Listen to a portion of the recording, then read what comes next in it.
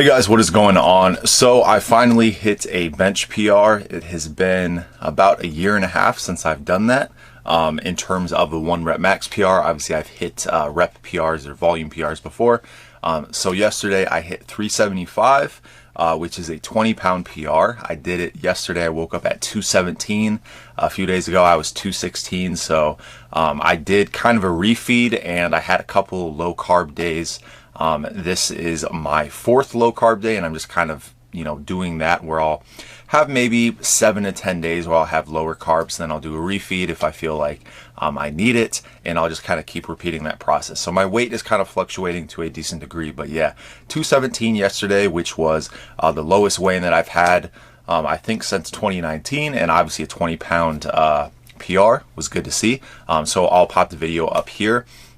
And one of the things that I've been working on over the course of my bulk was really building, strength and size off the chest for my bench press. And probably the body part that got the best improvement over my bulk and while I was on Ecdysterone was my shoulders. So shoulders obviously play a part in bench press, and then obviously the chest is going to be a little bit more activated, as well as the shoulders. At the bottom of the lift, you kind of get that power off.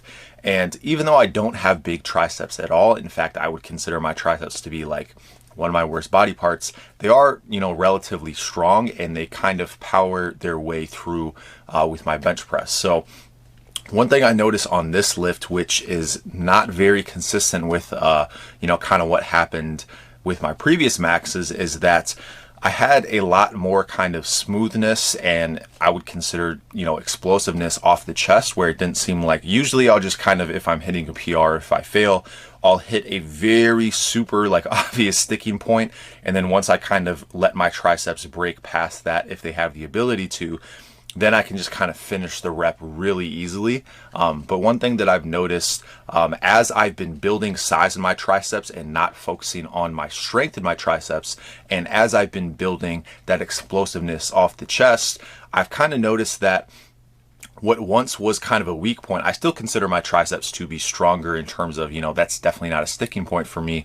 But I've brought that weakness off my chest up significantly over the past, 6 months or so. And my triceps, while they have gotten a bit bigger and I've, added some size there, I haven't been doing as much strength training, or I haven't been doing close grip bench press, for example. I just recently started doing band work again.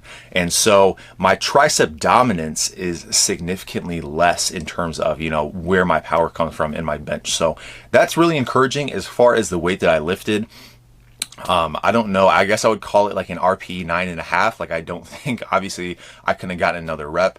I don't think I could have added 10 more pounds, but maybe 5 more pounds. It's hard to say.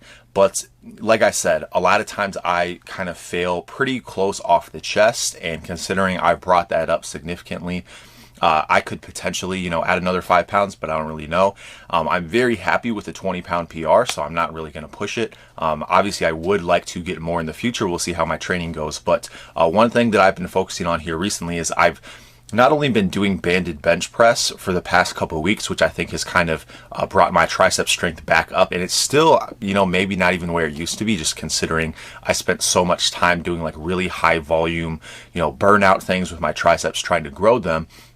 So I've been doing band training, as well as I just recently started implementing close grip bench press again.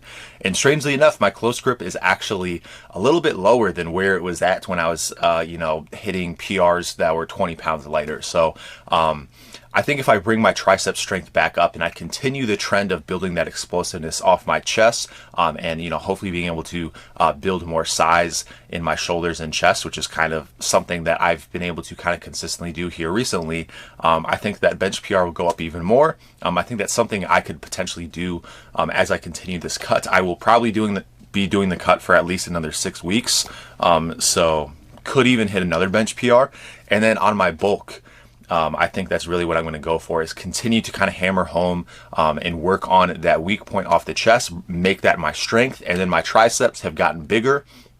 I know that they're not as strong as they could be because they've been stronger before, but they are now bigger, less strong, so I can do more close grip bench press, more band work, and if I add calories, which, again, it's probably going to be at least 6 weeks before I start to bring my calories even, back to a maintenance phase.